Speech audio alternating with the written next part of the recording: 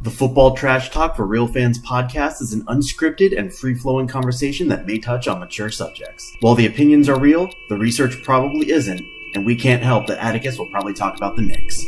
And here we go. He trucked dudes. It wasn't just in a preseason game. He did it pretty consistently.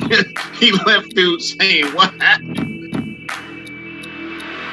You better put some respect on his name when we're talking about the champion, the Davion Clowney. And I'm just going on eye test here, right? Like, I like the look of this coaching staff, you know? Alright, enough of this. Let's see what kind of shit we get into today. Lloyd, it's all yours. Alright, y'all. We are back for another week of the Football Trash Talk for Real Fans podcast number 15, I believe.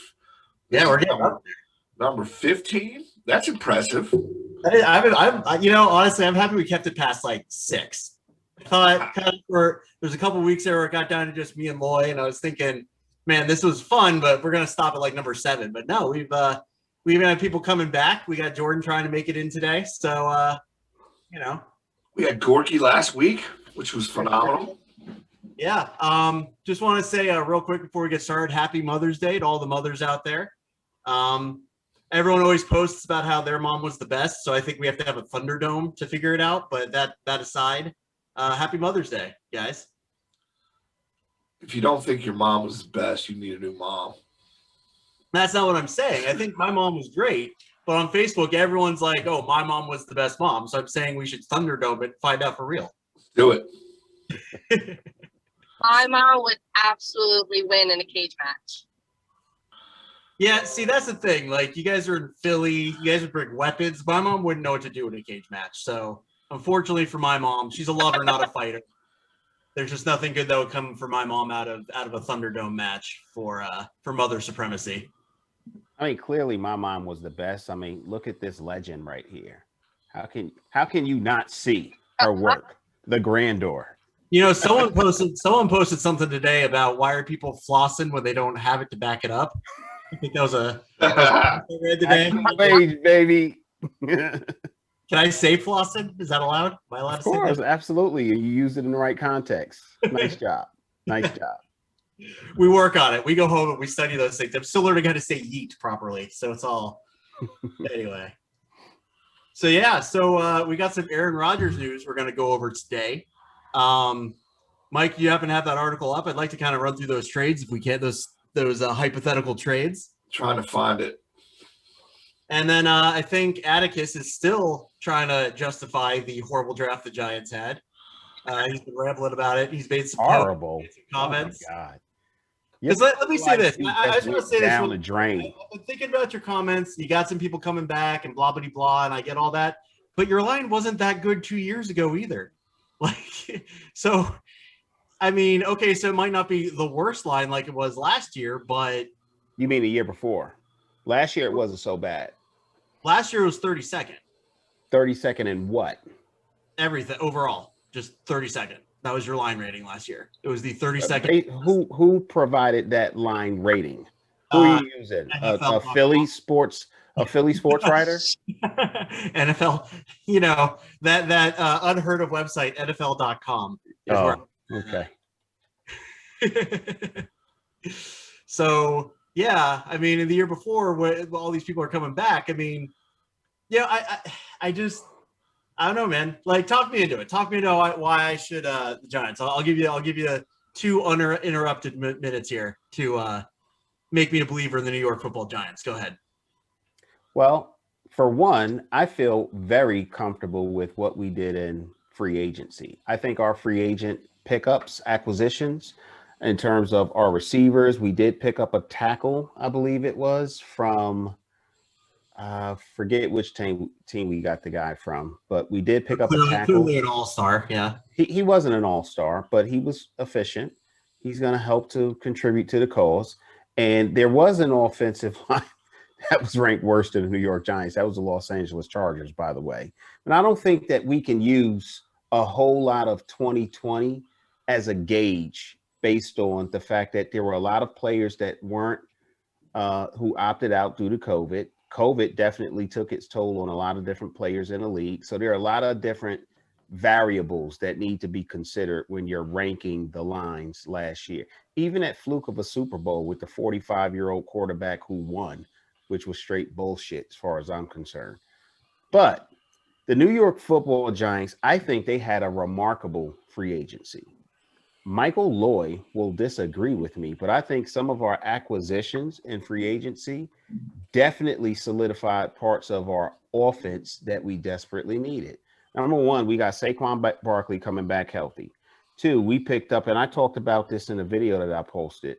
I think that I'm not going to say that John Ross is going to be a good wide receiver or a great wide receiver. In fact, I was like puzzled when we picked him up or signed him in free agency, particularly when he was the first guy who we signed in free agency. But I think that when you look at the whole receiving core that we have in place between Kyle Rudolph, Sterling Shepard, Darius Slayton, you add Galladay in the mix, and everybody keeps saying they're all the same type of receiver. If the motherfuckers catch the balls and get first downs and score touchdowns, who cares if their skill sets are very similar? That'll be as far as I'm concerned, that'll make the challenges that much more difficult for other teams. And then we picked up Devontae Booker to run behind Saquon Barkley. He's another running back who could be a 3-down back. He catches the ball well out of the backfield. I think offensively we done well. Prior to that, I mean, we already had 3 draft picks from last year's draft who were offensive linemen who really didn't get a lot of rotation play because of some of the challenges that we had with COVID. And one of the guys that we signed from Jacksonville, I forget his name, but he was horrible. And the Giants showed that they're not going to have mediocre talent like that on the team. They cut him the same year that they traded for this guy. So I think that we do have some pieces that really didn't get an opportunity to play in the cohesion that you look for and you need on your offensive line. It never really happened. Then on the defensive side of the ball in free agency, we picked up we helped to solidify our position at our cornerback position. We do still need linebacker help as far as I'm concerned, although we had 2 guys who were out due to injury. Lorenzo Carter and Zimenez were both out for the year due to injuries. We also didn't even get to see our Xavier McKinney play at safety last year.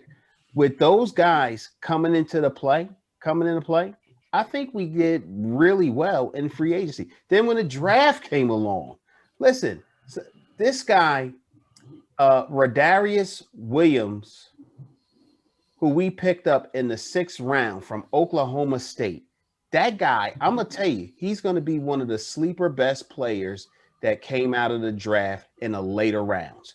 Rodarius Williams, he's just got a high football IQ. He finds the ball, not necessarily makes a lot of picks, but he's always tipping the ball away from the receiver. And the biggest thing about him that makes him a good player is he knows how to tackle. You're not getting away from this guy if you caught the ball anywhere in his vicinity and he gets a hand on you. You're coming down. 1st round pick, Kadarius Toney. The Eagles did their thing by trading up to pick up Devontae Smith. I've done the same thing. Go ahead. You got your man. You did what you need to do. But what we got out of the 1st round, still a solid receiver. We got 3 additional picks, one of which is another 1st round pick for next year, a 3 and a 4 for next year. Who did better than that in that 1st round than the Giants? In that particular scenario, you got who? The Eagles. The Eagles. You got one player. Eagles Eagles essentially traded a 3rd round pick for a 1st round pick and still got the guy they wanted to get. Yeah, but you didn't do anything to shore up your conditioning staff. So he's going to be on injured reserve by week 3. We don't know. It doesn't happen. We don't know. Because I want the kid to have a long, illustrious career on another team But come on, let's face it. The Eagles don't do a whole lot to keep their players healthy. So we'll see how that all Hopefully plays that out. changes. The have bottom to. line is, I think between free agency and the draft, the New York Giants did very well. Now, if I'm taking off my blue lenses, and we talked about what our projected win-loss totals were in a previous podcast, I still think, if not feel better about, us having at least 10 wins going into next season. So there's a couple things I'm gonna say to that. One, I agree with you, like your take on the receivers, right? Like them all being the same. That doesn't matter because in a way that kind of makes it scary because who's the true number one, right? Like if you have 3 viable options on any given down, it makes it that much harder to defend them all. So I agree with you there. The problem I have with the Giants right now is I see a lot of parallels between them and the 2019 Browns, right? They have like a lot of good receivers, a lot of, there's a lot of offensive firepower, but the line is still a question mark. I mean, you picked up a guy here, picked up a guy there, but the line's a question mark. And, when we're talking about a Baker Mayfield, when we're talking about a Daniel Jones, they're not Aaron Rodgers style. They're not Russell Wilson style where they can elevate line play, right? They need certain pieces around them for better or worse.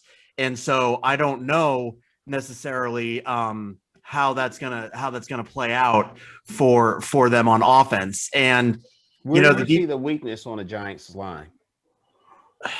I just all the rankings. I mean, I'm not gonna pretend like I'm a scout and can tell you position by position, but Right. Like I said, overall rankings aren't great, and I don't see any major improvements they made to that. Now, you're right. I could be completely wrong, and they come out and have like a top 15 line. Yeah, the rest of the East is going to be in trouble. I personally think the East in general, and Loy and I talked about it last week, is going to be tough next year. I think Dallas is going to bounce back a little bit. If nothing else, they're going to be an offensive juggernaut that you guys are going to have to deal with week in and week out. The Redskins still have a formidable defense. And the Eagles, I think they're going to be a tough out. I think they're still at the bottom of the division, but I think that they're going to be tough. I think the Eagles had a sneaky good draft. Like I've kind of said on their stuff, they had so many holes, they couldn't just focus on one side of the ball like other teams are able to. But yeah, as far as the Giants go, like it's just hard. It's going to be how well that line gels together, and maybe people coming back, and maybe the free agent they picked up is better than I'm thinking. But I agree 100%. As of right now, I see like a line that's if they can get that line, if that line's top half of the league, then yeah, that they're going to be a great team. It's all going to come down to how they don't need to be top half. They just need to be middle of the pack. If they're middle of the pack, that's good enough. I mean, I guess particularly in the East. Well, that's true. I mean, because they're outside of Washington, there's not really like a defense you're scared of in the East. So that'll definitely help. It's if whoever wins the East, I think, is going to have trouble in the playoffs, though, because I think winning the East is a different animal than playoff teams. Because you really, like, as of right now, as it stands today on paper, not barring injury, not barring anything else, the Redskins have like the playoff defense. If I was to pick one defense that I'd say this is the playoff caliber defense in the East. Outside of that, the Giants are you said it yourself, they're better than average, but they're not like elite. And then the Eagles are rebuilding, and Dallas, they got Micah Parsons, but outside of that, I don't know how great their defense is going to be either. You can't use the word great and Dallas defense in the same sentence, bro. Just stop. Their defense a couple of years ago was all right. Yeah, a couple of years ago, a lot of shit was different. Anyway, so have you gotten that article up, Loy? I got it. Got it. So you just want to start at number 7 and work our way through, see how realistic it is? Yeah, and what I liked about this article was they discounted any team that can't make a Rodgers trade, right? Like they got rid of every team that won't do it for whatever reason. Like example, Kansas City's not trading for Aaron Rodgers when they have Pat Mahomes. They're just not doing it. Dallas can't afford them. Yeah. So that leaves us with number 7, Tennessee Titans, right? Tennessee trades Tannehill, first-round pick in next year's draft and the following year, and they get Rodgers and a 4th-round pick in 2023. So are we just going to assume for the sake of argument that Rodgers has no say in this and he just goes wherever he's traded? Because he's not going to Tennessee. Yeah. I mean, my big thing is I don't think he goes to Tennessee. I don't think Tennessee has, for as much as we talk about some of the defenses in the East being suspect, Tennessee doesn't have a pass rush. They had like 19 sacks last year in the whole season. Like they're not a playoff team. And I feel like if Aaron Rodgers has any say, he's bad mouthing Tennessee on his way out the door if he can help it. I just don't see and you don't bring in Aaron Rodgers to hand off the ball to Derrick Henry a lot. You know what I'm saying? They don't have to receive. What's he got in Tennessee that he doesn't already have in Green Bay? I don't see how that, I don't think Tennessee needs to make the trade, to be honest with you, right? Like I don't think the offensive side of the ball is a problem, right? Like you said it. They can't get to the quarterback. If they can improve their defense, and I don't know, like I haven't looked into Tennessee to say whether they have or haven't, but if they solidify their defense a little bit more through the draft and free agency, then that's a different ballgame, man. Like they're still at the top tier, second tier in the AFC, and they have the beast running the ball. And that's the thing. I mean, you listen, just the idea of Derrick Henry and Aaron Rodgers would scare the bejesus out of anybody in that division. That's a hell of a combination, potentially. But who do you throw the ball to on Tennessee if you're Aaron Rodgers? Because I don't doubt that. He has less wide receiver because in Green Bay right now he's got a decent running back, right? He's not Derrick Henry, but he's I'd argue top 10 running back in the league right now, and he's got Devontae Adams. Who does he throw to? You know what I'm saying? Like taking him. That's been the knock on him. Also, is he's had a lot of good receivers over the years, and what's he been able to do with them? He gives you some, huh? Has he though? I mean, he has some good receivers over the years. He hasn't been able to close the deal. Do you think Jordy Nelson and Randall Cobb are considered good receivers if they went to another team and didn't play with Aaron Rodgers?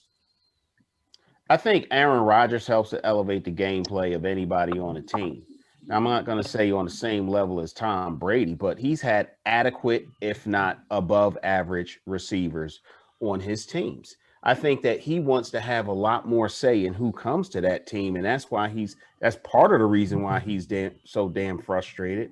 But I don't think it's because he wasn't surrounded by poor talent is the reason why he's unhappy there. He wants better talent. So flipping the script, does this trade make sense for Green Bay? I mean, you get Ryan Tannehill, who would be a stopgap until. I guess the X factor in all this is how ready is their backup. What's his name? Love. I can't think of his first name, but how ready is he to start taking over? Because he was their first round pick last year, and for a first round pick, we've heard nothing about the guy. Now, part of that's COVID, and they don't have the same access the last year that they've had in the past. We've heard nothing about the guy. So, and I feel like if he was ready to play, we wouldn't be getting all this, right? Like they'd be like, all right, Aaron, we'll trade you for draft picks. Have a good career in Detroit. I feel like if that's what was going on, we'd see that, and we're not. So you got to kind of wonder how ready he is to play and who you bring in to start ahead of him. Does Tannehill and the other pieces make sense on Green Bay? Tannehill and 2 first-round picks. It's Tannehill and 2 first-round picks. So in the next 2 years, Green Bay's got 2 first-round picks in both years. That's a lot of equity. And arguably still a top 10 quarterback. Like we all agree Tannehill is a top 10 quarterback right now, right? Would he be on Green Bay? That's the question. No, hell no, he's not. But he is a top 10 quarterback right now. Well, I mean, he'd still – so, again, he wouldn't have Derrick Henry, but the drop-off between Derrick Henry and Aaron Jones isn't as bad as it could be going to another team, right? Aaron Jones is still a quality back, and he has Devontae Adams, which is better than any receiver he's had over in Tennessee to throw to. Yeah, I don't think Tannehill's a top 10 quarterback.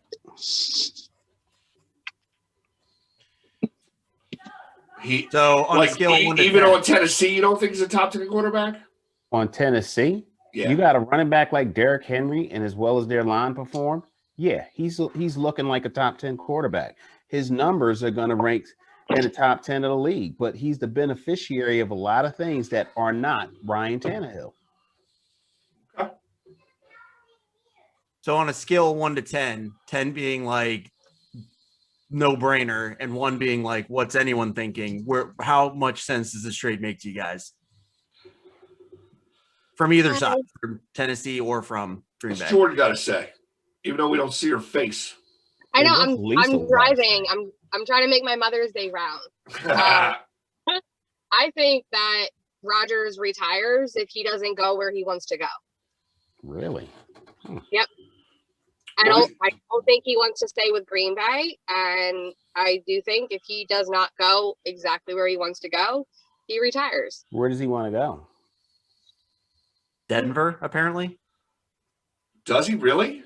That's the reported number 1 choice. I mean, I guess it depends on how accurate you think the reporting is, but that seems to be where he wants to go for whatever the reason. Man, if I'm Rodgers, I'm going to Miami. I don't think Denver's that crazy of an option for Rodgers.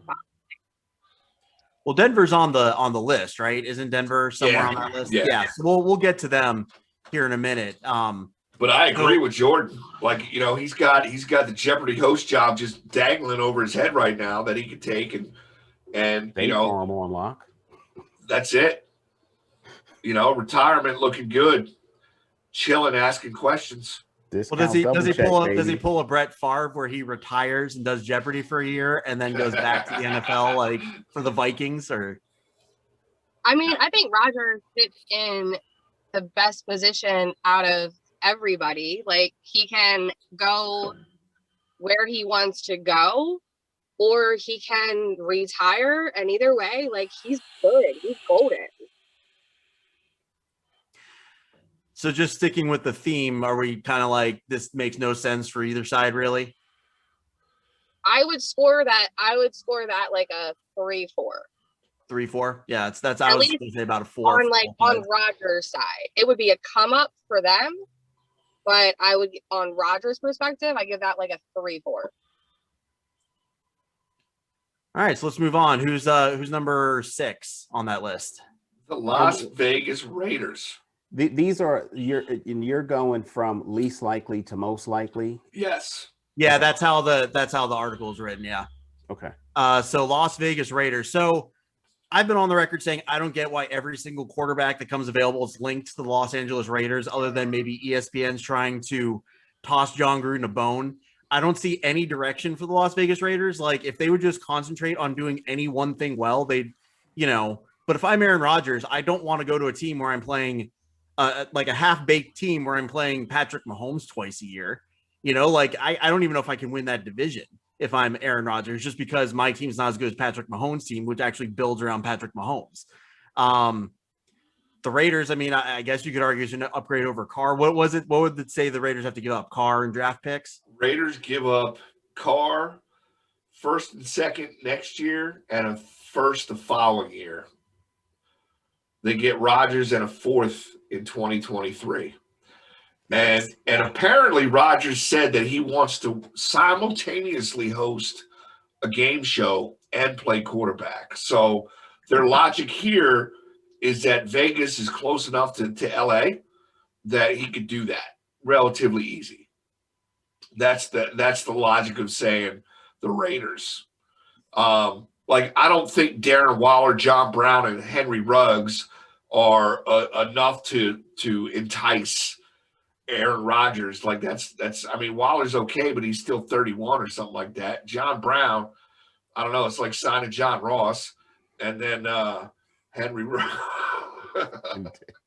See, I would have put the Raiders as the least likely team.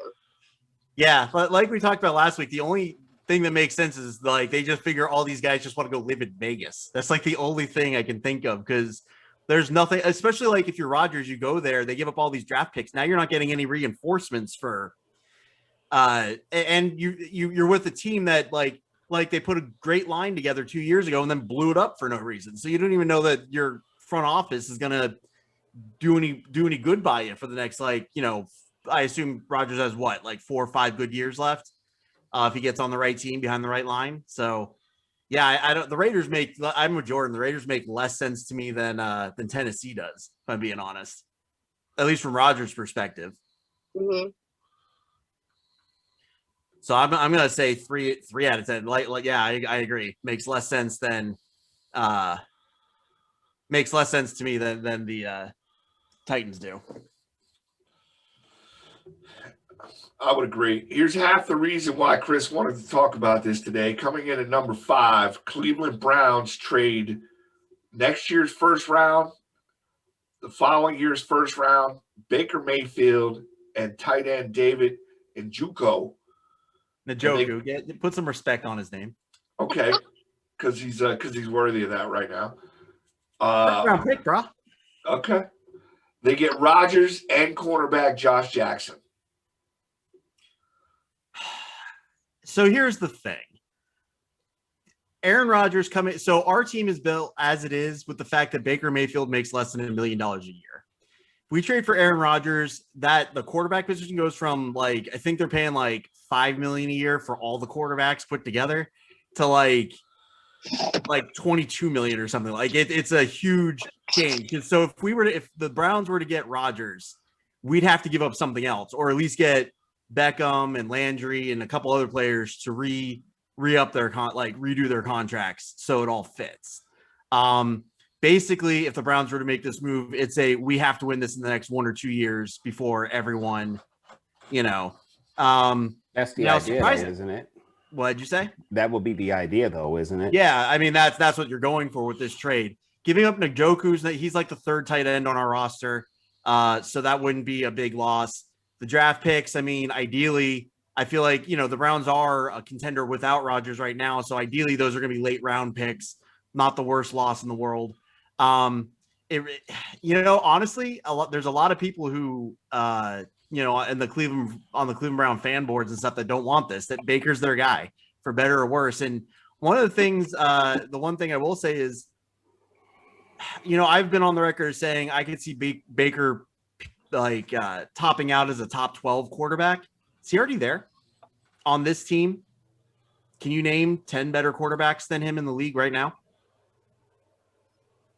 I can get to 10, and it would be depending on how you feel him versus Herbert is where I get to. So 10, 11, is he already top 12? Definitely. I can name 5 backup quarterbacks that are better than. Oh yeah. No. Let's hear those 5. Let's hear it. I'm just messing with you, bro. Yeah. No, he's not top. No, he's not. Right? He threw the second least passes in a year. And here's another thing you got to consider for the Cleveland Browns. Baker Mayfield is still going to be due a long-term contract at some point in time. Right. Do they want to pay him that franchise money, right? Because it didn't work out for Jared Goff and it didn't work out for Carson Wentz signing those big deals, right? Do they want to do that? I don't know if they do. Oh, looks like we're losing Jordan. Take it easy, Jordan. Thanks for the input today. We'll see you next week. See you guys next week. Bye, Jordan. Bye. I will say, as far as it goes, so far on the list versus the other two teams, the Browns make the most sense. It also kind of depends on what Aaron Rodgers wants to do. Does he just want out of Green Bay, or does he actually want to go after Super Bowls? Right? Because the Browns roster with Aaron Rodgers, because the Browns are a very analytical team, so they want a quarterback that they can trust to throw all the time on first down. I don't feel like they're there yet with Baker.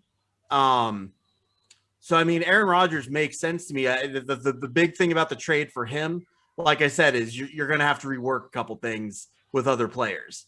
And if Aaron Rodgers gets traded, now we have to give up OBJ and maybe another receiver. Does this trade now make as much sense as it did on paper before you consider the salary cap and all that? But out of the 3 teams we've talked about so far, I do think the Browns make the most sense. I do too.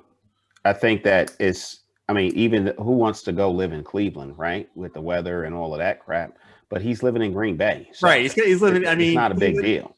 So Cleveland is the Taj Mahal compared to Green Bay because it's the same weather and we're in the city. But if you look at what, just from the Aaron Rodgers perspective, what he would be walking into in terms of personnel, coaching, damn, it got to look at least attractive to him. It's got to be something that he'd at least want to consider.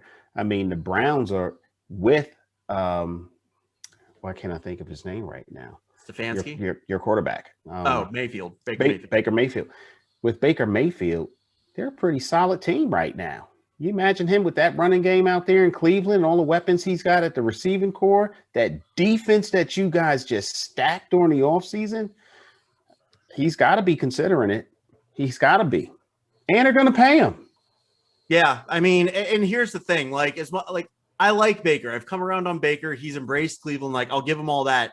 I want a Super Bowl. Like, I want to be in a Super Bowl. I'm tired of hearing how we've never been in a Super Bowl. I'm tired of 57 years. Trophy over players, right? Yeah, I'm sorry. Like Baker, like I said last week, Baker, I love you. You can come back afterwards, but I want a Super Bowl. And Aaron Rodgers on that team, like, how scared? Like, seriously, we're not even just talking the North. Like, in general, like, you want to talk about a guy that can lead the Browns into Kansas City and win? Tell me Aaron Rodgers couldn't do that with that team, right? There are already some question marks. Like, on paper, we have a great defense. It's going to be interesting to see how they gel. It would be interesting to see how Rodgers gels with Stefanski. But the Browns are an analytics-driven team. They would give Rodgers the key to the Ferrari, so to speak. So, like I said, so far on this list, they're the best option. And honestly, I think it makes sense, because the Packers, Baker Mayfield can be good if you put the right pieces around him. He would still have a good receiver, still have a decent running game. They might have to pump up the line, but they'd have picks to do that over the next couple of years. So you give it a year because he's got 2 more years on his rookie deal. You give him 2 years, see where you are. And if not, you're going to be looking for a new quarterback here in the next couple of years anyway. So you see where you're at. So I think, I'm going to go a little bit higher. I just don't see it happening because Barry, our GM, kind of tends to be the guy that wants to build toward the future as well as the present. And that this kind of immediately puts you in that 2 to 3 year Super Bowl window. So my personal feelings on it aside, I'll say this is a 6 on a scale of 1 to 10, 6.5 maybe, just because I don't see Andrew Barry wanting to sink that kind of money right now this year into that team. But I think that Aaron Rodgers on the Browns makes them an instant Super Bowl contender and definitely like one of the top 2 teams in the AFC. So that's my opinion. I say I like this better than the other 2. It's better than Tennessee. It's better than the Raiders. I just don't think Cleveland needs to do it, right? Like, I think that their problem last year was defense. They couldn't stop, the juggernauts that they needed to stop. They identified that in free agency and the draft very well, right? They knocked the draft out of the park, and they had a fairly good free agency round as well. So they shored up some areas that they needed to when it comes to the defensive side of the ball. Is that enough to get them at least to the dance, right? I'm not going to say win the Super Bowl, but they at least have a shot right now to make it to the Super Bowl in the AFC. It's going to be a dogfight. I'd say right now, as constructed, and even as a fan, I feel confident in saying this. I'd say top 5 team in the AFC. I think you'd have a hard time naming like 6 squads better than the Browns top to bottom in the AFC right now. Like, I'll give you the Chiefs. I'll give you you could argue Ravens one way or the other. I'll go top 4. I'll do you one better. Okay. Yeah. Right. Like, I think the Browns are the Ravens. So there's 1 and 2. Well, not in that order, but you got the Chiefs, I understand. Chiefs, Bills, Browns, Ravens. Like, those are the top 4 teams in the AFC in my mind. Yeah. I just think, Aaron Rodgers, heads would explode one way or the other. It's still been 57 years since you won a Super Bowl. Since you've never won. Well, we're closer to the next Super Bowl than you guys are. I'll just take solace in that. Anyway. Let's go to number 4. Number 4. Who is number 4? Number 4 is the New York Football Giants. We're just going to let Atticus take this one. Atticus, how do you feel about Aaron Rodgers playing for Big Blue? Well, let's give him the trade first. Let's give him the trade. You got next year's first round pick, actually 2 of them. So their pick, the Bears pick, and 2023 conditional, and Darius Slayton, and they get Rodgers. Conditional? Yeah.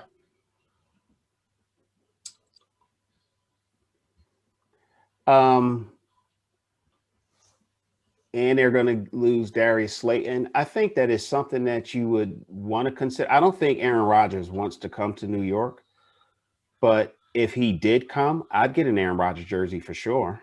I'd be excited about seeing what he could do with the Saquon Barkley in the backfield. I mean, he's got Galladay coming over. He faced him a couple of times a year for the past few years, so he knows his skill sets, what the guy's capable of.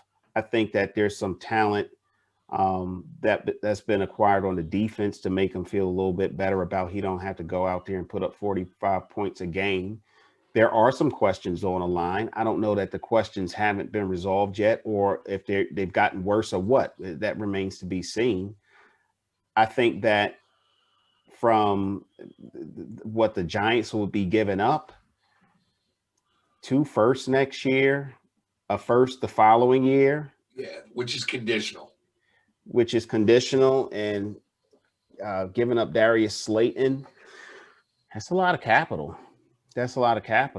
And because right now we're going through what Chris' team's going through. We got the convenience of having a cheap quarterback, but Aaron Rodgers gives you the opportunity to win now. In this division, it would totally flip the division. You know who's going to win the East, right? Because, battling against who's going to be their contenders at that point. Let me give you the quote from the article.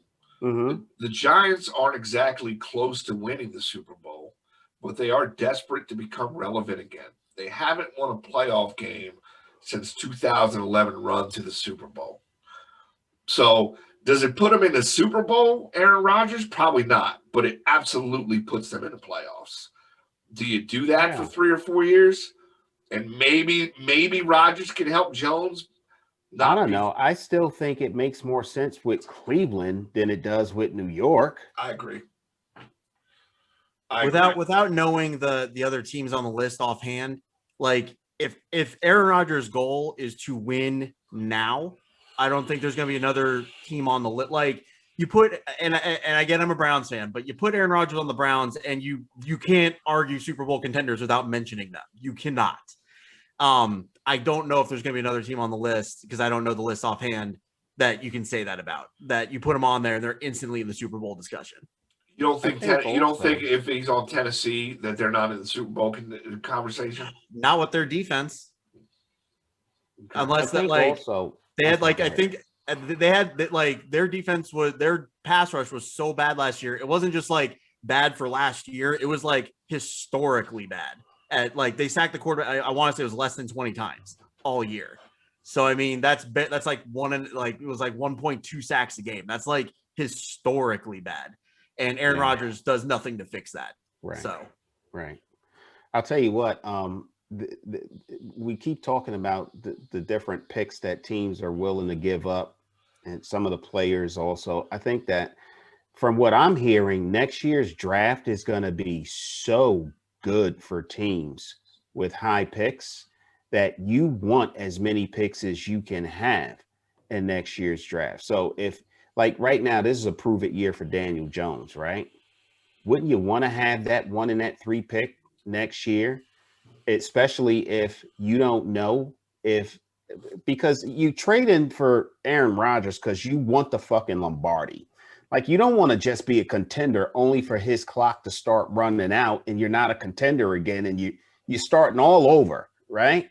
And then next year you got all of these different picks and you've got some more chemistry with the different players that you're trying to build, and hopefully free agency don't tear down what you've already started. So I don't like that trade. I like Aaron Rodgers. Don't get me wrong. If they make it happen, I'm going to be all for this guy to be successful and to win, but I'm not willing to give up all of those picks personally. I think in the Giants situation, it makes sense for them to ride what they have just because they're either going to do real great and keep Daniel Jones, or they're going to bottom out and, like you said, have probably 2 high picks in a really loaded draft.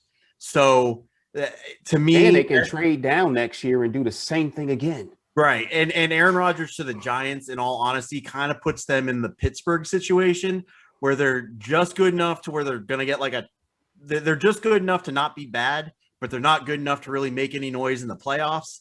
And that's not where you want to be right now if you're the Giants. You'll be relevant because you have Rodgers, and then when he retires in 4 years, where are you at? So yeah, I kind of agree with you. I think this makes probably the least amount of sense over the teams we've gone so far. I would say two out of 10 for both sides, really, because it doesn't get Rodgers any closer. All it really does for Rodgers is get him out of Green Bay. And all it does for the Giants is make him good enough to win the East. And then, depending on matchups, maybe win a playoff game, but that's not really where they want to be either. Yeah, I don't like it. So something just crossed my mind, and I don't know if Addis can agree with this or not, but you made a great point about that draft equity going into next year. I think the Eagles in Philadelphia are so similar going into this season, with the edge going to the Giants because they have the better side of the defense, right? It's more solid. It's not the Eagles don't have quality players on defense. From 1 through 11, the Giants have more solid players, right? But when you look at the offense, both lines are questionable, right? They have 2 proven quarterbacks, and they both have equity for next year's first round. Giants got 2 first-round picks. Eagles got 3 first-round picks. Sheesh. It's insane. That's got to feel good. It feels real good. So either Hurts is going to be, okay, this is our guy, and we got 3 first-round picks to really build a team around this dude, or they have the equity to go get another quarterback. One of the two. So just want to put that point out there. But I agree with you. I don't think it makes sense for the Giants at this point. Still, the trade to make is the Browns. Here's my favorite, just because this is where I would play. Miami Dolphins. They bring in a third team to make this trade happen. So the Packers get the 2022 first-round pick, which is the Niners pick, the 2023 first-round pick, whether it's the better of the Dolphins or the Niners, 2023 fifth-round pick from the Dolphins, 2022 first-round pick from the Steelers. Steelers get Tua, Tago, whatever. They get Tua. Yeah. And the Dolphins get Rodgers and a 2023 fourth-round pick from the Packers. It's a confusing trade, but interesting. So how often do I know this is like an NBA thing where 3-team trades happen. That's not real common in the NFL, right? Like that would be, I can't think of any time I've ever heard of a 3-team trade in the NFL like that. No. And furthermore, why are I don't know if the Steelers would realistically, I'm going to say this doesn't make any sense at all, simply because essentially the Steelers are giving up a first-round pick for Tua, and he hasn't done anything yet to prove he's still worth a first-round pick. Like Sam Darnold, you could argue is equal to Tua at this point, and they got what, like a 3rd round for him or something like that, like the equivalent of a 6th-round pick.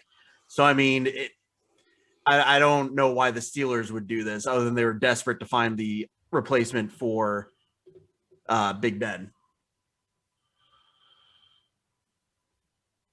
But I hope they do, because I would laugh at them. So I think because I would laugh at them. That's hilarious. I think that I like this trade. I like it for the Packers. Packers means they're all in on Love because they just got a bunch of picks.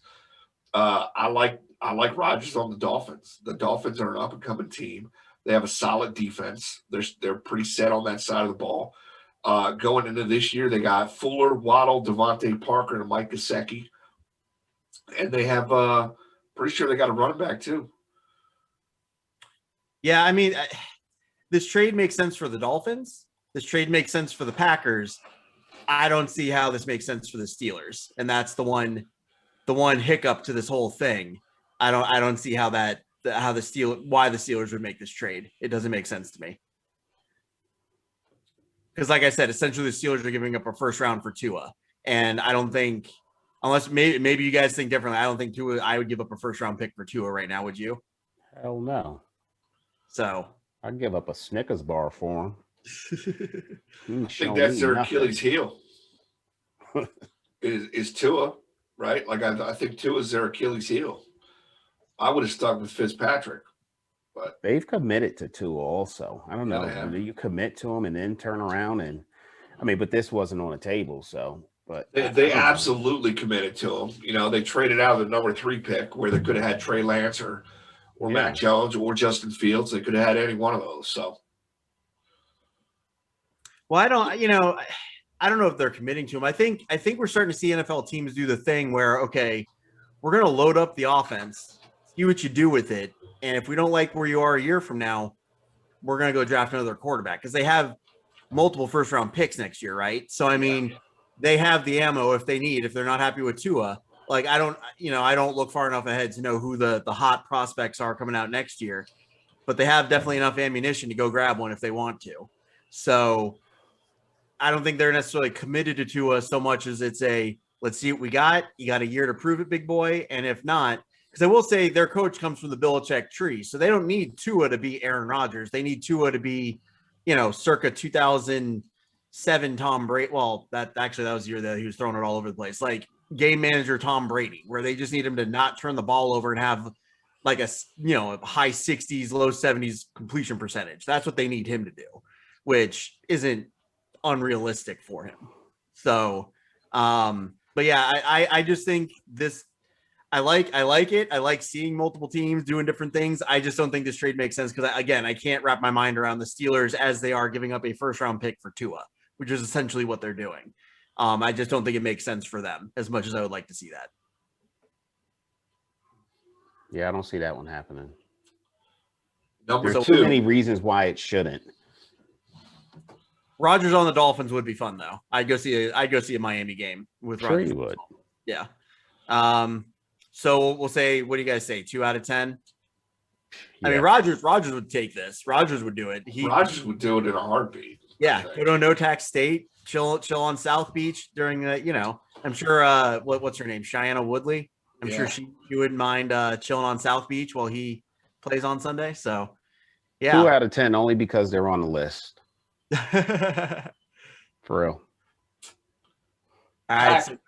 So let's talk Washington football team. Packers get first round pick this year or next year rather. Second round pick next year, first round. So they get 2 firsts and 2 seconds for the 2022 and 2023 draft. So first and second this year, first and second the following year. Ryan Fitzpatrick and Matt Ioannidis, right? Washington gets Rodgers.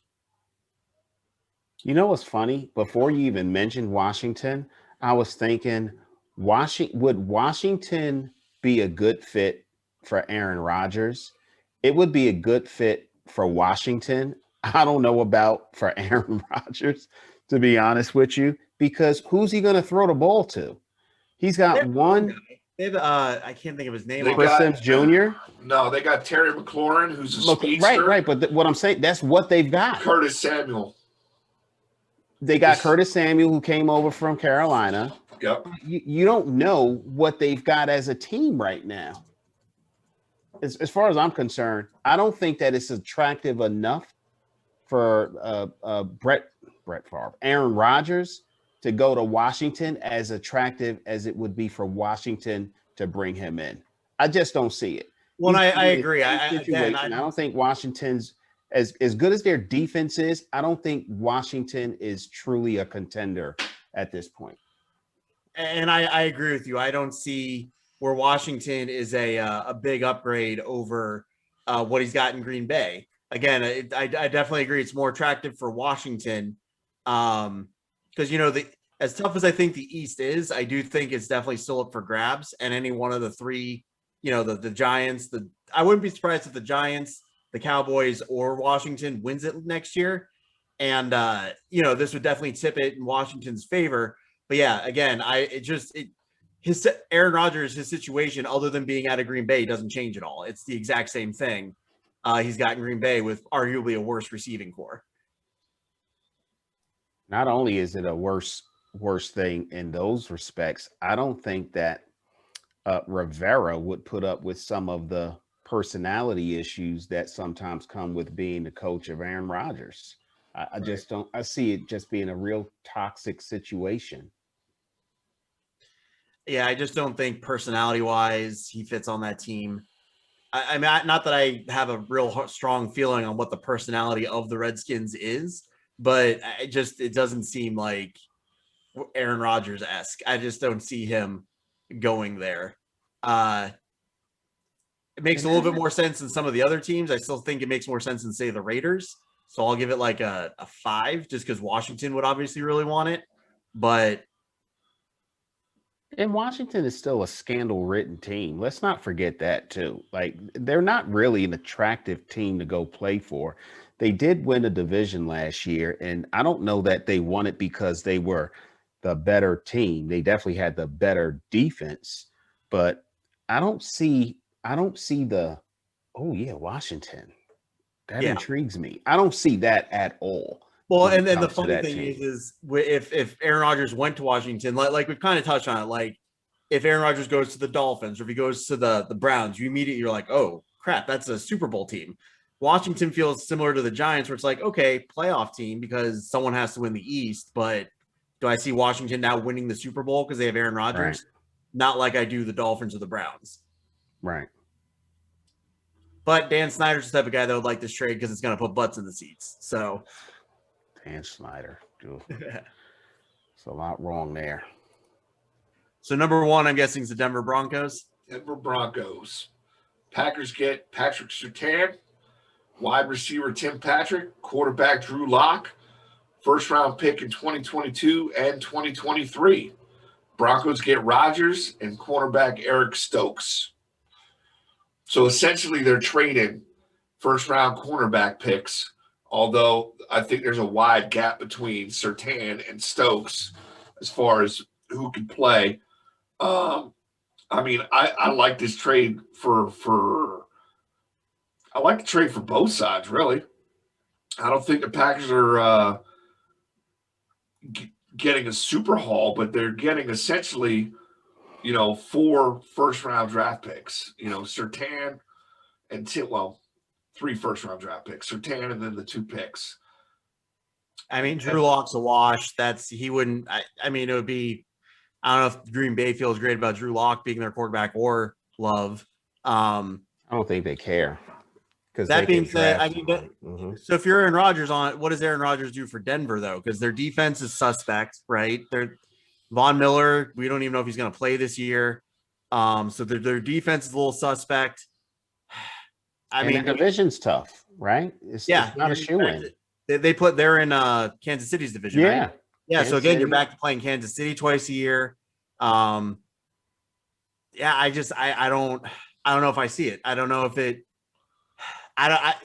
If I'm Aaron Rodgers, given these 7 teams, that seems now all reports say that's the team he wants to go to for whatever the reason. Who do they even have? Like, I don't even know who their offensive receivers are. I can't think of it offhand. Like who their big. I know they have Melvin Gordon at running back.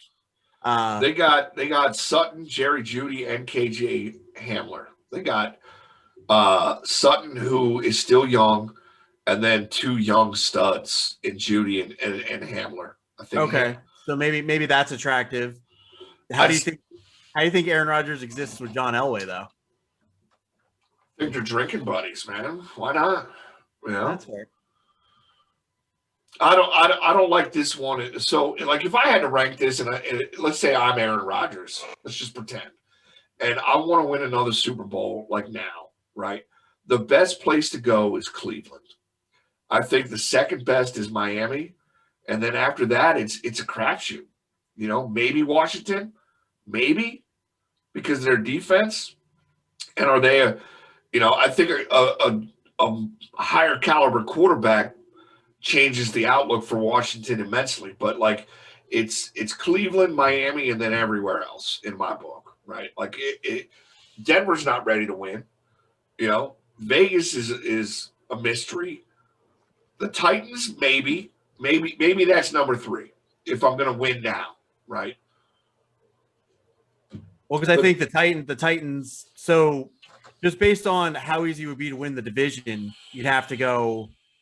I mean, I feel like the Titans with Rodgers, that's almost a shoo-in to win the South, right? Like, well, the Colts with Wentz, maybe. I mean, it's a toss-up between Cleveland or Tennessee are going to be the toss up for, easier odds of winning the division, right? Yeah. I feel like the Ravens are probably a tougher team than the Colts are, I but agree. we'll so maybe we give the Titans a nod there. But yeah, the thing against Miami is that's arguably the toughest division that we're talking about, right? Yep. As far as Super Bowl ready teams, because that division is going to be tough because you got Belichick, who's always going to be tough. You got the Bills, you're the cream of the crop right now, so that would be a tough division. I mean, yeah, it just Cleveland. All signs point to Cleveland, like all things in life. Oh, Comes down to Cleveland, Ohio. So 57 years.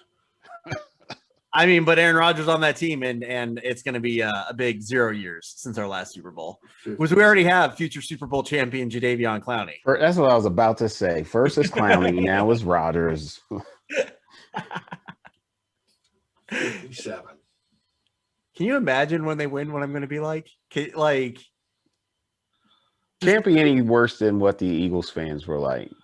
That was rough. Eagle fan. Well, I don't know about all the Eagle fans, but I think we were so in shock that it actually happened that we didn't go full Philly on anything. That's true. I mean, you won't see me eating horse turds. That's for sure. Yeah. I won't be partying in Cleveland eating horse poop. The reality is that was a Patriots fucking fan that lost a bet. So that was the best part of it, though. You stuck it to the Patriots, to be honest with you. Yeah. I mean, getting the Super Bowl, come on, that's a gimme, right? But you stuck it to the Patriots. I'll tell you what, I think I have more friends who, unfortunately, are Eagles fans than fans of any other team, and I was genuinely happy for my friends who finally got that Lombardi. And I will be equally happy for Chris. I mean, we'll be much, much, much older when that happens, if, that time ever should come. But I would be very happy for Chris if it happens. I hope it happens for Chris before he's our age, Atticus. You know what I mean? Oh, man. What does that mean? I got like 30 years? I think they Oh. What are you, 30? What are you, you're 20? Is that what you are? I wish. I was 20 about 20 years ago. I turned 39 next month, actually. Oh, that explains it. Yeah, but that explains what? That explains your love for LeBron versus Jordan. I'm old enough to remember Jordan. So misguided. It's not misguided. Jordan, if I guarantee Jordan would have just as much hate if we had everything he ever did recorded on social media like LeBron does. I think LeBron has grown up. Like LeBron is in a different era because we can analyze slow down everything and watch it a million times on YouTube and critique everything from our armchairs. You can't do that with Jordan. You can find a handful of clips and it doesn't make him better than Jordan though. Like you take all that aside, better basketball player, GOAT, Jordan. I will just always come back to this one thing. You took Jordan off the Bulls, they lost 2 fewer games and still made it to the Eastern Conference Championship. You take LeBron off any team that he's been on, and they are in the draft lottery the next year after making it to the finals. So do you know the teams that Jordan took to the playoffs in his first 4 seasons before they drafted Pippen? Those teams were like cocaine and hookers on the road all day, all night. Yeah, smoking cigars and drinking beers in the locker room. And then the other thing about it is free agency has a lot to do with what you just described when LeBron leaves these teams also. I mean, players generally stayed on the same team back then when Jordan was a player. Jordan tried to leave twice for the Knicks. Sure. And I just think it's hilarious that LeBron James, while wearing his uniform with the Michael Jordan logo on it, sporting 23 in the All-Star game, which is Jordan's number, is trying to consider himself better than the greatest basketball player of all time. All I'm going to ask you is, without looking it up, name one other player on the 2007 Cavs. Go ahead. One. Yes. What's his name? Smith. Zdrunas Ilgauskas. Okay, Zildjiris Ilgauskas. And Smith. Who? Smith. J.R. Smith. He wasn't on the 07 Cavs. What's his name? He hadn't even been drafted 07 by Cavs. New York in I'm 07. sorry. Delonte West. No, No? not on 07. Mm-mm. The third best player on the 07 Cavs, Sasha Vujacic. Go look it up. What about Anderson Viejo or whatever his name is? Bergeau, I don't think he was on the team yet. I I could think be he wrong. was.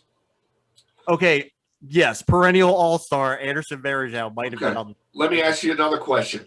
Is John Paxson anything without playing on those Bulls teams? No. No, he's not. Scottie Pippen is better than any player. Absolutely. Scottie Pippen is the greatest Robin in the history of basketball. Right. He's a wingman, a good wingman. You know what the underrated thing about those Bulls teams was? You know why they were able to be so good for so long? Because Pippen was getting criminally underpaid. Oh, yeah. Well, He's yeah, getting like he $2 played a million part a in year. that. What? He played a part in that. He signed a 7-year deal because he wanted to be secure. Yeah. No, I 18 got you. mil. I'm just saying, like, I agree with you, though. I Yeah, agree with like you. that helps. 100%. a lot. He was worth a lot more than he got paid. It's like the same as Tom Brady taking like $15 million a year for the last however many years. That's just, yeah. Which is what you need to do, Baker Mayfield. Let me have a word with you. Camera 3 here. Don't ask for franchise money. You're not going to win making $40 million a year. You might win in the bank account, but you're not going to win on the field. I'm willing to say you're a top 10 quarterback right now if your team is constructed. I dare these guys to name 10 better quarterbacks. Rodgers, Watson, Brady. I'll give you Ryan Allen, Tannehill on the Russell. Titans. Wilson. Did we say Wilson already? Nope. Russell Wilson. Carson Wentz. I'll give him that too. When healthy, much better quarterback. When healthy and has an all-star receiver. Like, if we're just gonna like pick random stats, no, he's not better right now. He doesn't play a full season. Okay, that's fair. Roethlisberger, Herbert. Roethlisberger right now is better. You would rather have Roethlisberger on the Eagles than Baker Mayfield. Dak Prescott. On the Browns, Dak you Prescott, I would give you. Ben Roethlisberger right now today. I'm not talking about Ben Roethlisberger over the course of his career or Ben Roethlisberger 10 years ago. Ben Roethlisberger today. Matt Ryan. Some would say Garoppolo. I wouldn't, but Breeze, Cousins. Breeze is retired. And Kirk Cousins is not better than Baker Mayfield. Kirk Cousins, I wouldn't. Yeah, actually, he was a better quarterback. Statistically, you're talking he was better? Yeah. The only other one I would possibly give you to push would be Justin Herbert. Phillip Rivers was a better quarterback. Stafford was a better quarterback. Hold on, I'll give you another one. I'll give you another one. Trevor Lawrence. He hasn't played better right now. He is not better right now. He's better right now, even in a uniform without ever throwing a pass. He is not better. Right okay, now. so when Baker Mayfield's in the playoff and Trevor Lawrence is 1-16 next year, we'll revisit this conversation. 1-16?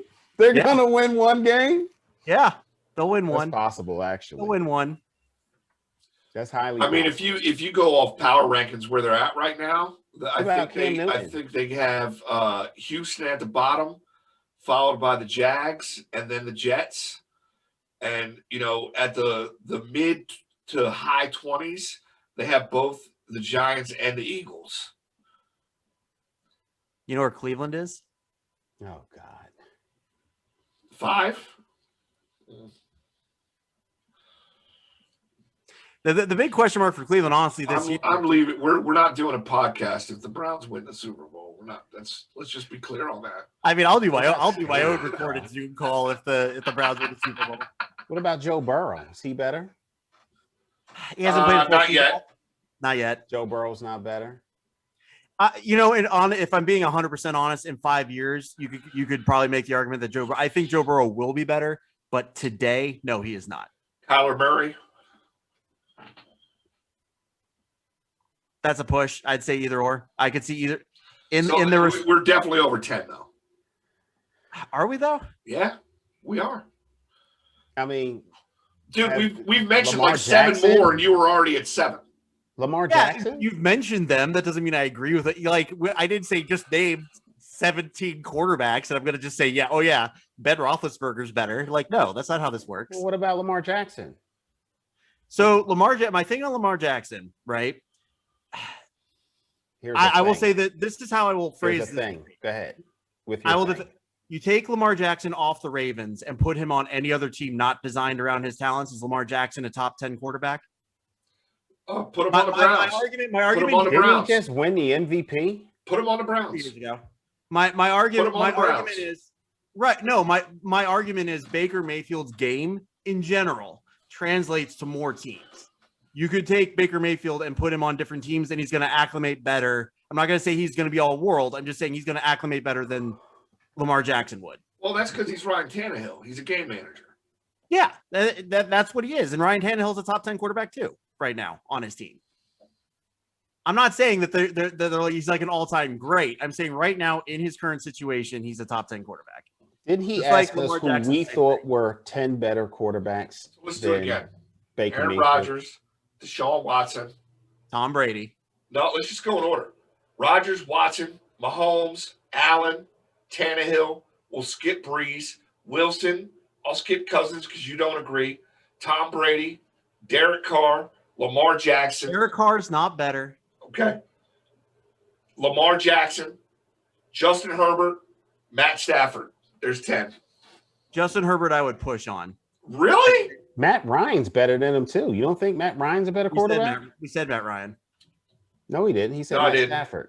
I said Matt Stafford. I didn't Said say Matt Ryan. Like I didn't say Ryan. I didn't don't say think you said Murray. that. I didn't say Gardner Minshew. I didn't say Teddy Bridgewater. thank you for not saying Gardner Minshew. Why don't you make Dak a Prescott's better than him too. Why didn't you say Dak Prescott? Well, because he didn't play last year, so there's not a whole lot. I'm just going off of the ratings from last year. Well, but Baker Mayfield also doesn't throw as much, so his stats are going to be compressed. I mean, Shouldn't There's have a anything but. to do with his There's a ratings. but. Shouldn't Why have is there a anything but? to do with his QBR. Just because he throws less? No. Has nothing. That's not a factor in your QBR. When you're wearing brown lenses, it's a factor, Mike. I mean, did you see that one game he played against the Raiders where they would throw the ball that way and it would go sideways 15 yards because there was a 30-mile-an-hour wind? That was nuts. Is that reflected in the QBR? That was nuts. like any player doesn't have to deal with that kind of shit. Not like that. Not home games in Cleveland. No. Okay. Not in like 20 below weather. I didn't say that. Okay. But you asked us to name 10. I named I 10. remember him doing okay in Pittsburgh. That game was below 20 degrees. So Good job. Good job in Yeah. Pittsburgh, by the way. yeah. I'll co-sign that all day long. Atticus that will game here? defer. I will remain quiet on that one. It's Mother's Day. That's fair. Actually, I think the Giants are playing Pittsburgh in Pittsburgh this year. Really? I think I saw that somewhere, didn't I? Would that be the 17th game? That would have to be the 17th. No. Our 17th game is against Miami. That's a gimme win for us.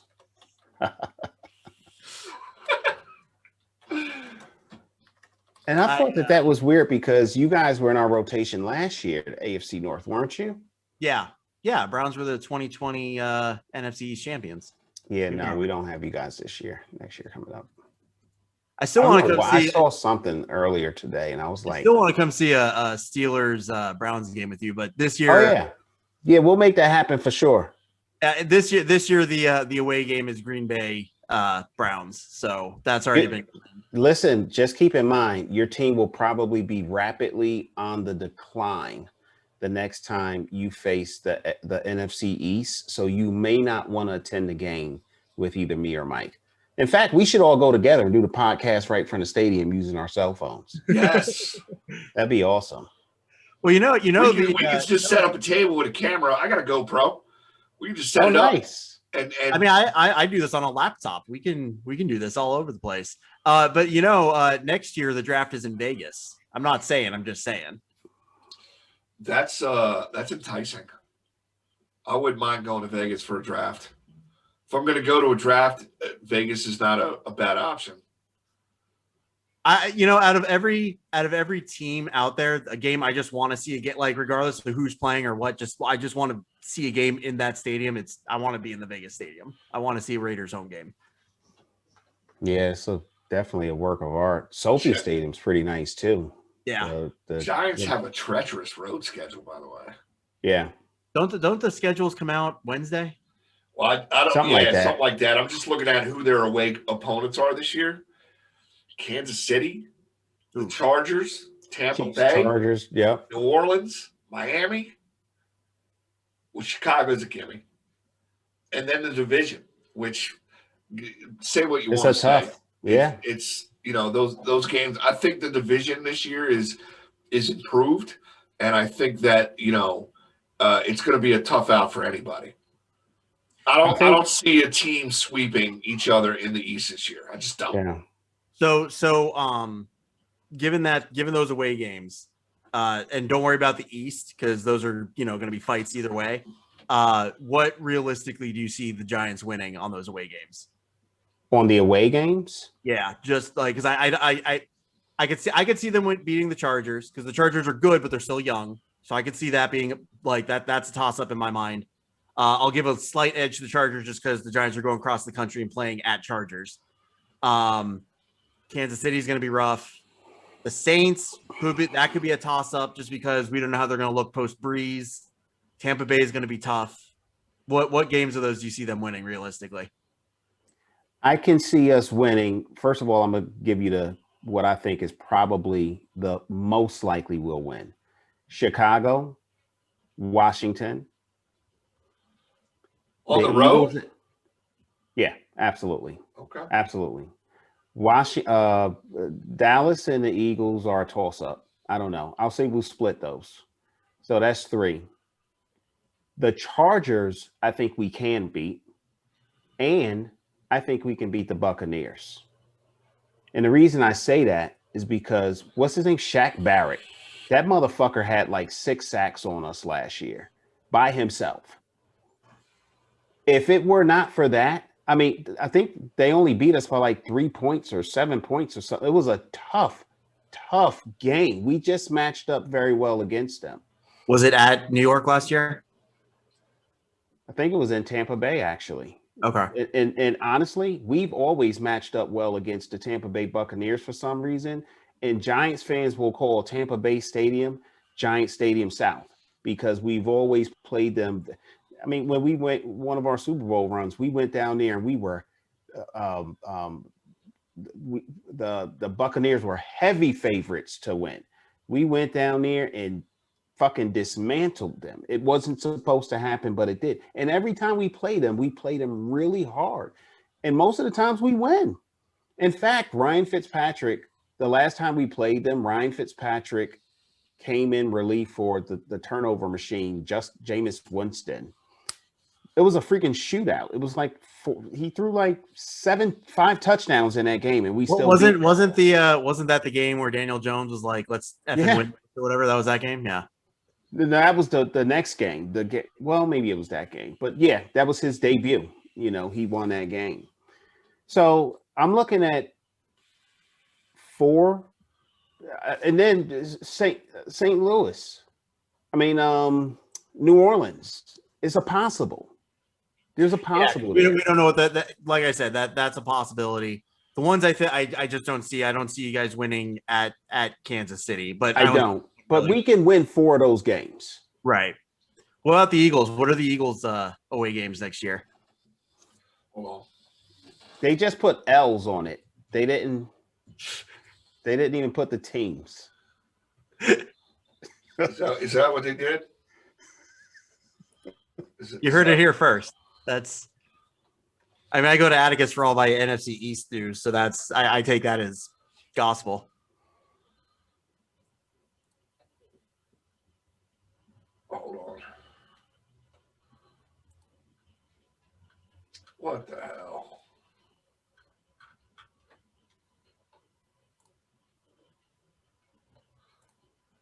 Wow, they make the Eagles one look so convoluted. Jesus. So away opponents. Yeah, just away. You got the Falcons, the Panthers, They could win that one. They could Cowboys, the Broncos, the Lions, the Raiders, the Giants, the Jets, and the Washington football team. Okay, so not worrying about the East. You said the Jets, that could be a win. Chris, real quick, before you continue.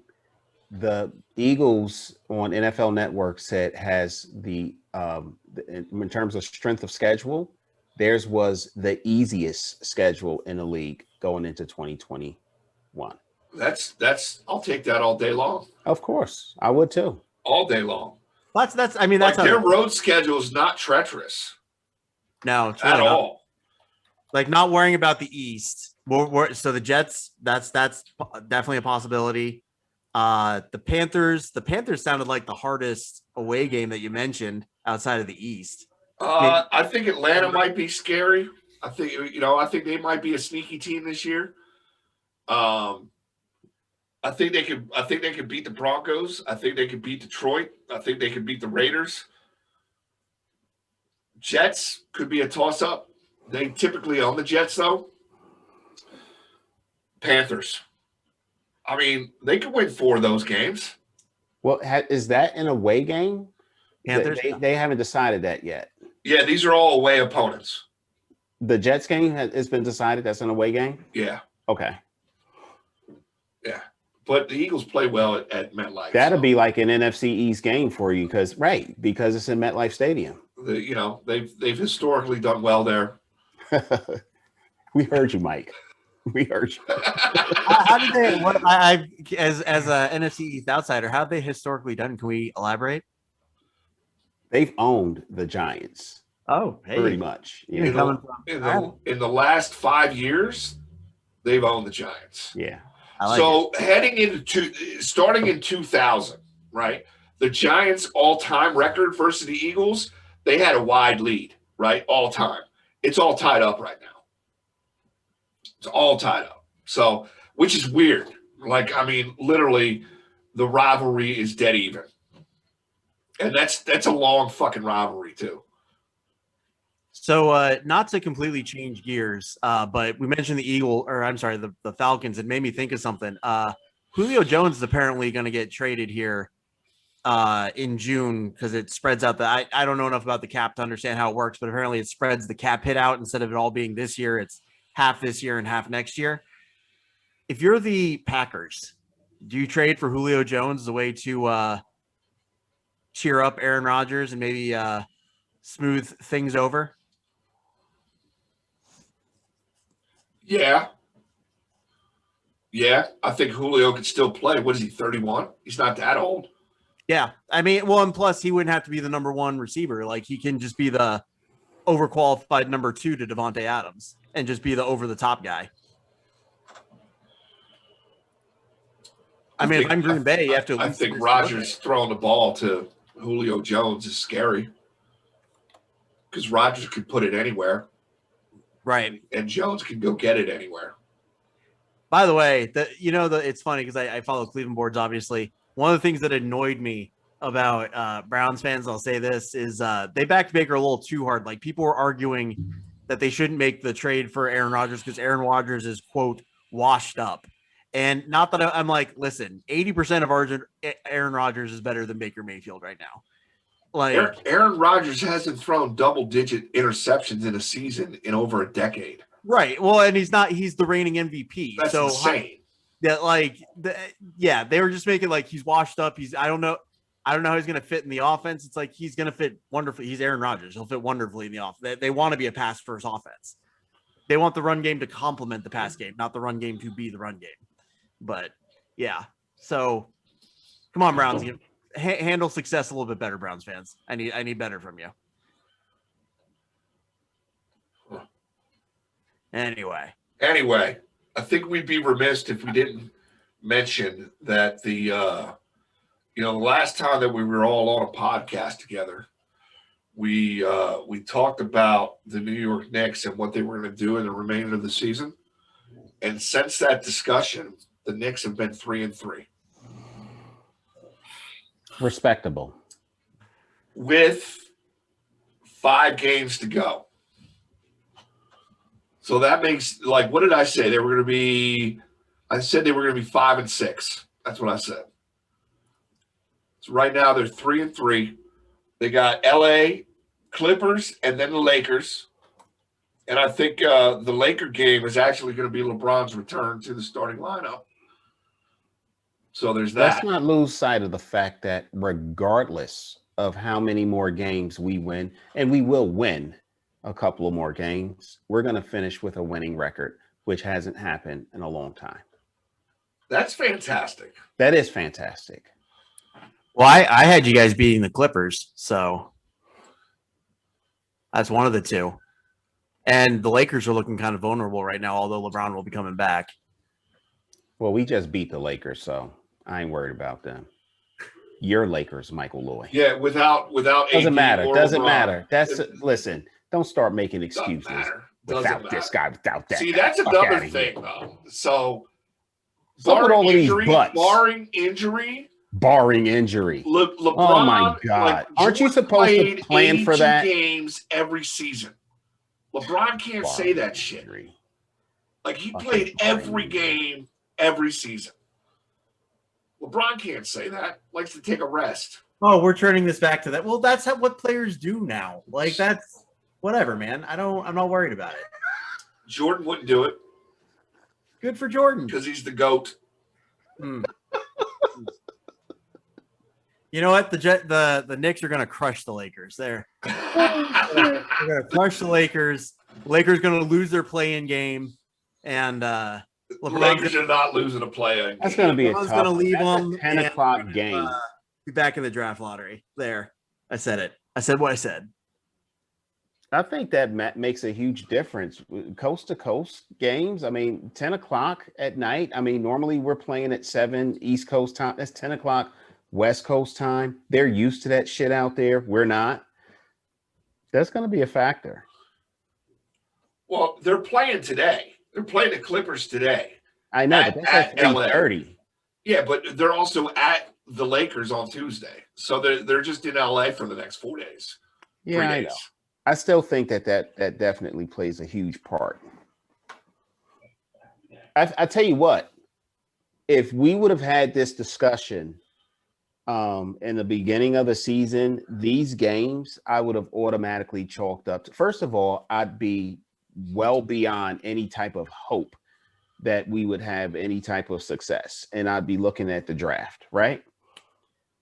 But the Knicks and how well they have played, even in some of their losses. I mean, they've had a couple of losses where they were just like, they didn't show up. And every team goes through that in basketball, even in baseball too. But this year, I don't know. I just have a little more, and this isn't unfounded. It's based on my experience with the Knicks this year. They will beat some teams that they're not supposed to beat. And not only will they beat them, they will bludgeon them and show them we are not who you thought we were. So do I think they'll beat the Clippers? I don't know. I've got mixed thoughts on that one. I think if it's any team they can beat, it's the Clippers. I think that for sure. I think they can absolutely beat the Spurs. They need to win. Can absolutely beat the Hornets. Because they're And I 2 think they games can beat out. the Celtics. The only team that worries me is the Lakers. They're 2 games out of being in a play-in game. Right now they sit at number 4, but they're only 2 games ahead of the Celtics of being a play-in game. We're going to beat the Celtics. You're not okay. So I'll amend my earlier prediction and say the Knicks are going to be the best team to lose in 6 in the first round. Before it was 5, so I'll give you guys. I agree with that, though. I don't think we're going to make it out of the first round. Listen, guys, I'm happy we made it this far. If we do nothing else, this was a successful season for me. If the playoffs started today, want us to do more? Absolutely. But the fact that they punched our ticket, right? I'm fucking happy. If the playoffs started today, yeah, I think the Knicks win in the first round. They're playing the Hawks.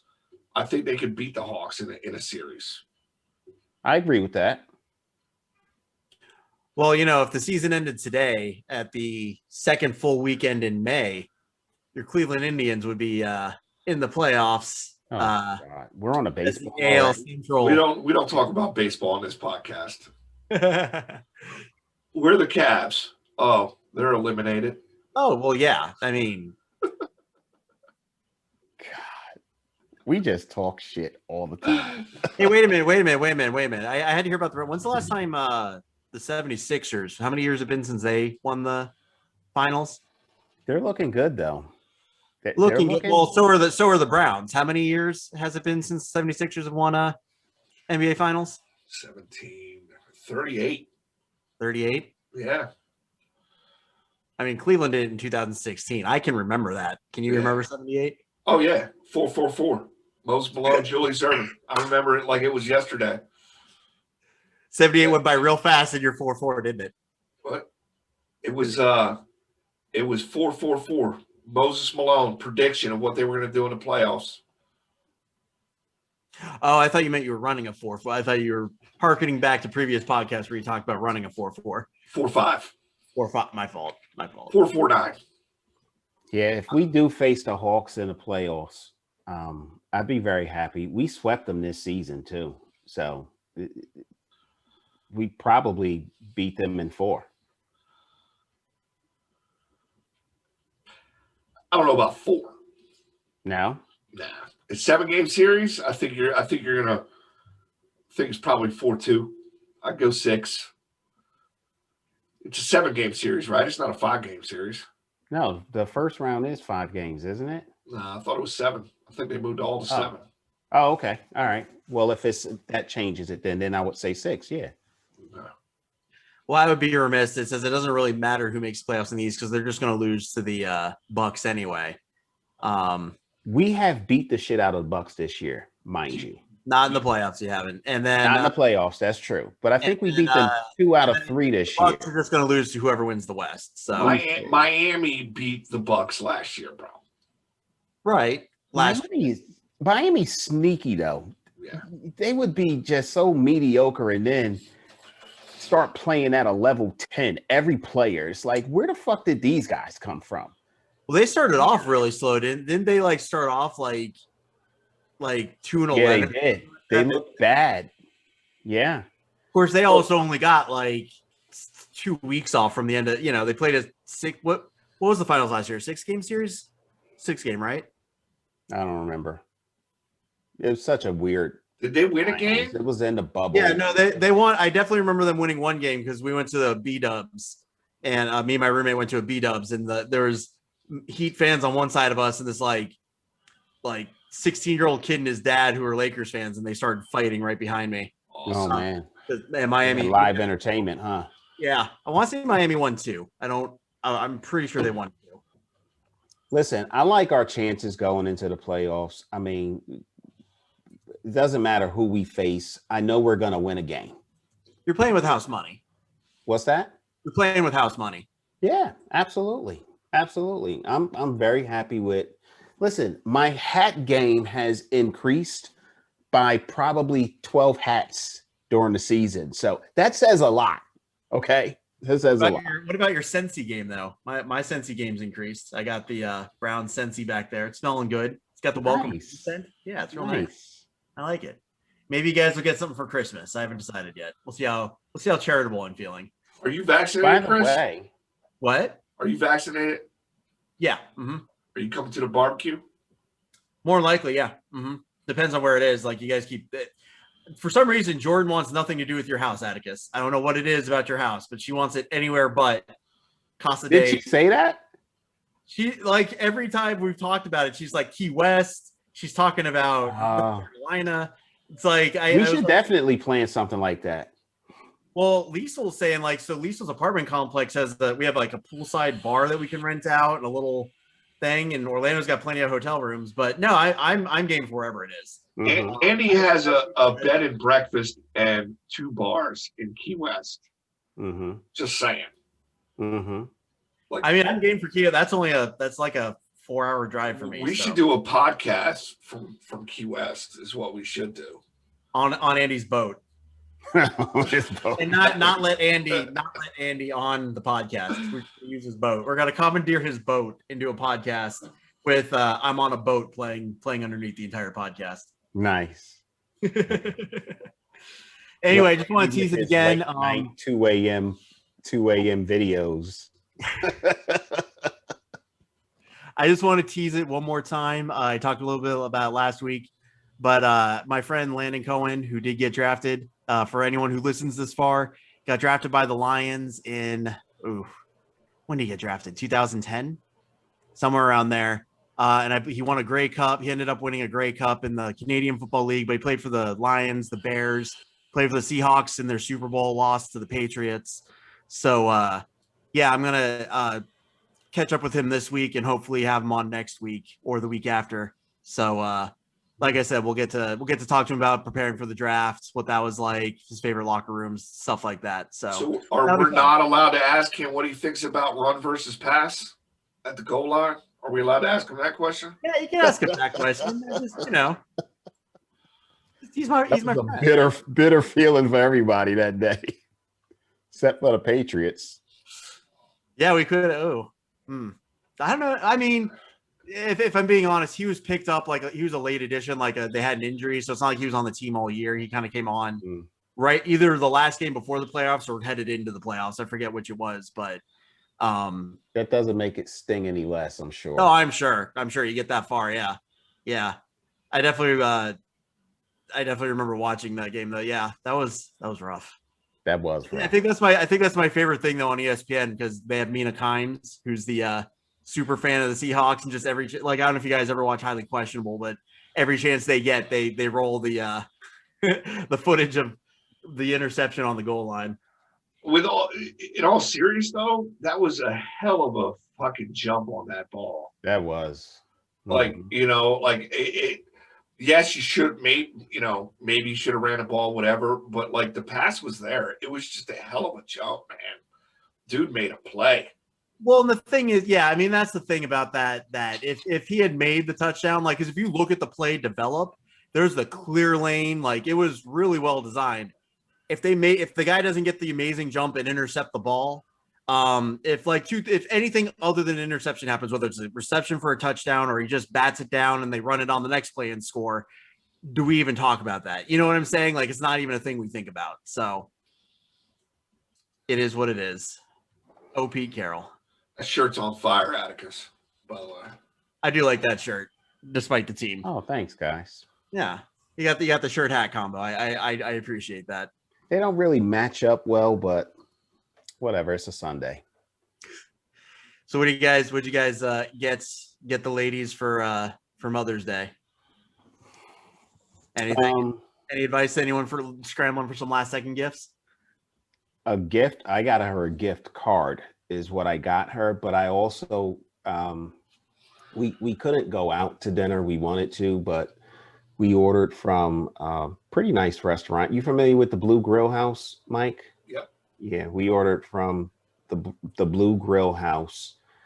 She had lobster and sea bass and really good food. And then I bought her a wide range of desserts. So I kind of overdid it. I went to Wegmans and did one of these numbers, took it all and laid it out. So, I took care. I was like the maitre d' plus the dinner guest Thursday. Nice. And and I bought a gift card to Macy's. So there you go. Mm-hmm. I have a stepmother and then my biological mom, and I got my mother, I got a Coach purse. So I got a nice little Coach purse for her. And then my stepmother, I got some nice hand creams and some fancy soap and all that fun stuff. So yeah, that's where we're at. And then Liesel and I are, even though Liesel's not a mom, she's got a dog, so she's a dog mom, taking her out. Yeah. So we're doing that. Nice. Yeah. You get anything for anyone, Loy? I ordered my mom some food for lunch. Little Grubhub delivered to her house. So she had some fucking, it looked like she fell, right? I haven't seen my mom in a year and a half, right? So I'm FaceTiming her this morning and her chin is all beat the fuck up. And I'm like, what happened? She had some skin cancer removed, but they cut her from here to here. And she's stitched up. It looks like she legit fell. I was like, what the fuck? But she laughed it off, I guess. But I thought a little bit of food goes a long way with my mom, so we went that route. Yeah. No. She's healing nicely, or yeah, she's healing good. She's got a couple of weeks before they come out, and then she's heading up north. So I'll finally have a chance to see her. She's gonna come to Altoona for a night or so. And then my stepmom, I like to order this stuff. It's through wines.com, and they do like these charcuterie platters. And she really likes the smoked sausage they have. So I did that for her. You never go wrong with a good charcuterie board. No, man. Hey, real quick question. I was thinking about it. If we do a barbecue, I assume we're doing a barbecue this year. Can we do the draft? Can we do a live draft in person at the barbecue? We did that 2 years ago. Yeah, I had to draft on my computer because I think I was still in and out of the hospital at that point. But yeah, because I know we have it scheduled for September right now because I got a nice countdown every time I log in. But the thing that I don't like about the draft at the barbecue is the barbecue is usually around Mac's birthday, which is second week of it's the 10th of August, right? So it's usually somewhere right around there. Right. There's still a possibility somebody gets hurt in preseason. Yeah. I like to eliminate that time as much as possible, which is why it's on Labor Day weekend. But a lot of people get freaked out with a draft on Labor Day weekend. But I was like, it's 11 in the morning, dude. What do you do? You're not going out. You're not jumping from barbecue to barbecue at 11 o'clock in the morning. Chill. Right. Is it the Sunday morning, right? Yeah. So we're gonna live pod the draft. Is that how that's gonna go? We could do that, but I say we do it at the barbecue too. If we're doing a barbecue, the barbecue has historically been the second Saturday of August, and there's usually a preseason game that airs that night at like 7 o'clock or something. It's usually the Jets, so nobody's watching it. Brandon's just sitting there wide-eyed, but for the rest of us, yeah. But that's what we've done historically. Is I think we've done the barbecue 3 times. Yeah, right? Something like that. So that'll be the 14th of August if you go by 14th of August. Then have they all been at your house, Atticus? Is that where they've all been? Yeah. The first, we got crack pipes and gavels and golden dildos a couple years ago. Kind of stuff. They've been fun. They've been a lot of fun. Well, I just know last year, I forget why, or not last year, but 2 years ago, I think I had just gotten out of the hospital, so I couldn't make it. I forget what was going on, but I think I was in the hospital the weekend of it. And then, but I just remember like reading on Facebook, and everyone's like, I love you, but there's just a lot of love. Like, Dallas fans and Giants fans were moving in together. It was kind of weird, to be honest, but. Oh, it's a great time, Chris. And everybody who has come and attended. I mean, there have been relationships that have been formed that will last a lifetime. You never met this person before, and then you're sitting down and you're eating a hamburger with them and some potato salad, and you're talking all night, and you're having a great time. So it's been good. Yeah. Well, and you guys will just get to see me talk about the Browns live in person. Maybe I'll wear my Odell jersey. It'll just be a good time for everybody. Yeah. I'm looking forward to it.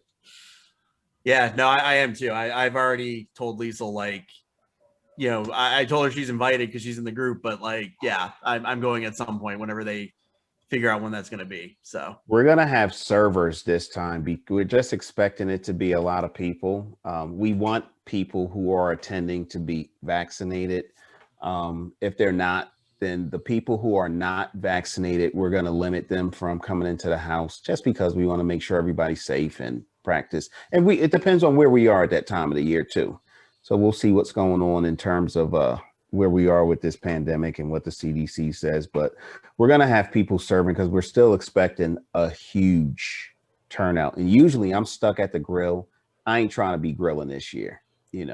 I'm going to grill some because I enjoy it. But for the most part, I want to spend time with you guys. Yeah. What are the awards you guys hand out? What are those again? I know there's like an MVP and stuff like that, but what are all of them? Well, we posted in a group and we come up with ideas for, well, not in a group. We posted in a chat right? Yeah, we need to do that. We need to because I forget. I know there's MVP. I know there's the Ninja Award. The Mean Kid, Cool Hand Luke. The what was it? The Travelers Award or something like that. Yeah. The person who traveled the greatest distance or something. We should have. Can I nominate like best frenemies? The best frenemy. Oh yeah, that'd be a good one. Like, that's you and Chad all day. I can't tell if Chad's like playful with it at this point. Or he is. Chad is a great guy, bro. You guys are so similar, you don't even know. You just are. Chad is very dry, which comes across as serious at times. Yeah. It's not serious. He's like you, a finance guy, but he owns a construction company. Yeah, he's a finance guy. I like that. Mm-hmm. Now, if you just like the right team, we could be best friends. Yeah. New up-and-comer award we had. The Ghost Award, person who comes in, talks shit, and then disappears every time their team loses. I mean, we had a lot of different things. I like it. Well, let's go ahead and wrap it up here. We're just under 2 hours. Yeah. Anything for next week you guys want to talk about? Anything you guys see coming up? We'll worry about it next week. I can say about it. Well, we might have a guest, so we'll go from there. Yeah, that's true. Like, yeah. I just talked about that and I forgot about it. I'm going to go ahead and get on Facebook Messenger with him after this just to see where his head's at with it. But hopefully next week, if not the week after. And then we still have developing news with Aaron Rodgers and possibly Julio Jones. So there'll be things to talk about for sure. Yeah. All right, guys. The Browns always comes up. So, I would like to say that, again, I've gone back and checked the tapes. The Knicks come up way more than the Browns do. Even when you're not here. In terms of what? Just talking about them. I think total time talking about the Browns is not nearly by far the Knicks every podcast. By far leads the way. But even when Atticus isn't here in the middle of a draft podcast about the draft, you manage to talk about the Knicks. Like the first 4 or 5 podcasts, we dedicated the first 40 minutes to the Browns every time. Well, that's because we're the hottest team in the league. Jesus. You have to. You can't have a football podcast and not talk about the best team in the league. But Loy might be a bigger Knicks fan than Atticus here. Yep, undercover. We're just such an anomaly this year that you have to talk about them. It's like, can you believe this shit? That's what it is. Yeah, well, I still think the white Knick jerseys are some of the best jerseys in the league. I've always liked those jerseys, so I'll give them that. I like their Subway Series jerseys; they're really nice. Although my favorite are the Laker Mamba jerseys. I really like those. Those are hot. But anyway, catch you guys next week. All right, man. It's good to see you guys. Good to see y'all. All right, peace.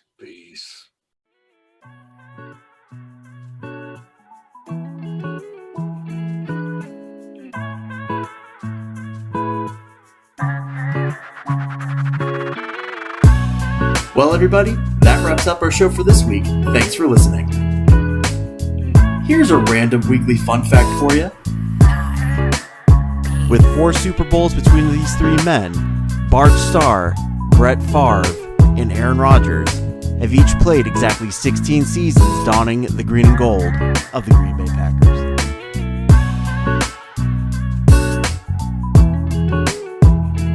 Anyway, this has been the Football Trash Talk for Real Fans podcast. It's been a pleasure, and as always, F your team. Stay safe.